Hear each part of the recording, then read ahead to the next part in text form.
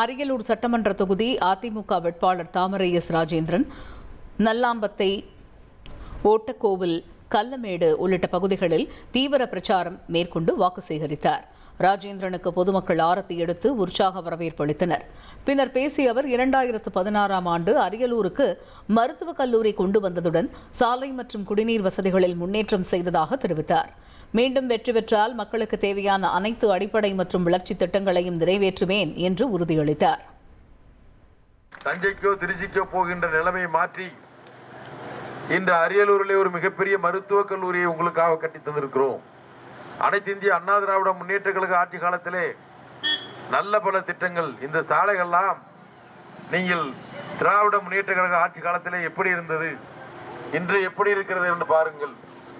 உங்களுக்கு குடிநீர் வசதியாக இருந்தாலும் சாலை வசதியாக இருந்தாலும் செவ்வன செய்து தந்தது அனைத்து இந்திய அண்ணா திராவிட முன்னேற்ற கழகம்.